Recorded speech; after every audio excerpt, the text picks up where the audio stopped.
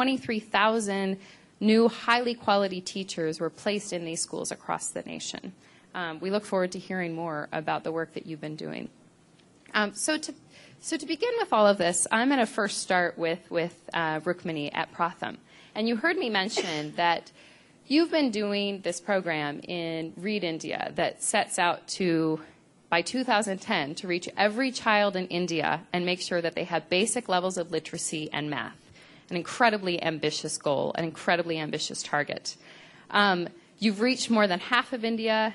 You've been tracking progress through what I mentioned, this annual Status of Education report. You've opened your doors to allow the Poverty Action Lab to come in and do impact evaluations to look at the effectiveness of your model.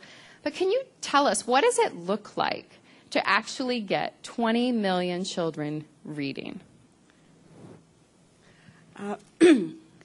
Lynn actually gave me the question earlier, and she gave me 15 minutes to think about how I should answer it. And I'm still wondering how to do it. I think some very basic facts. In India, we have an enrollment rate in primary school of about well over 90%, which is very historic for a country of our size. And a large part of the population, both whether it's policymakers or parents, feel that we've really achieved a major goal by actually having schools within 1 kilometer habitations of almost every village and having enrollments high. But in the work that we've been doing at Pratham over the last 10 years or so, we increasingly felt that the focus now needs to shift. Access is very important, as I think Jean mentioned. But now that we've come across a threshold of achieving a very high level of access for kids, we need to look at what is happening to them in school. And the survey that Lynn mentioned, we do a very simple reading assessment across the country. We facilitate it. It's done locally in every district in the country. Looks at whether children can read very simple things. Simple sentences in regional languages, which would be the equivalent of, I go to school, my brother goes to school, we like going to school. Simple sentences like this. And we found that 50% of our children who are in school, even up to 5th grade, cannot read simple things like this. So the Read India program actually came out of that realization that for 200 million children in the country, if 50% cannot read simple things and they're in school, and if we don't do something about it very quickly, we are going to lose many generations of children who will not be able to achieve, forget about their potential, they'll not be able to achieve even minimum that should come with going to school. So the Read India campaign is essentially what we all do, whether you live in DC or you live in a village in India. You want your kids to go to school, so you try to send them to the best school possible, and you also help kids at home.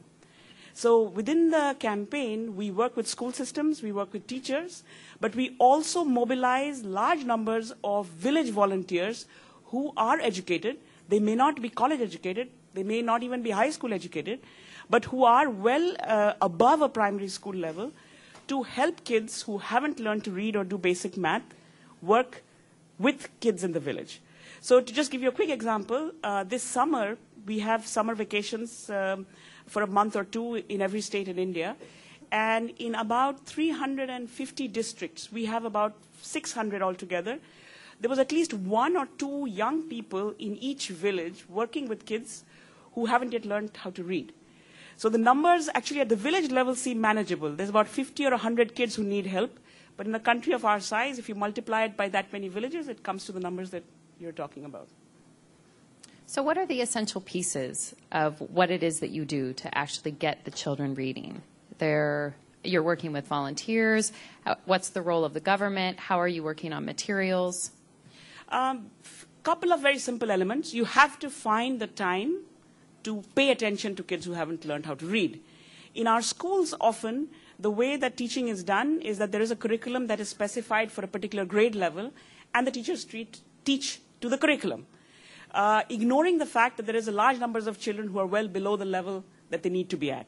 So whether you're working within the school or outside, you need to focus on where the kid is at.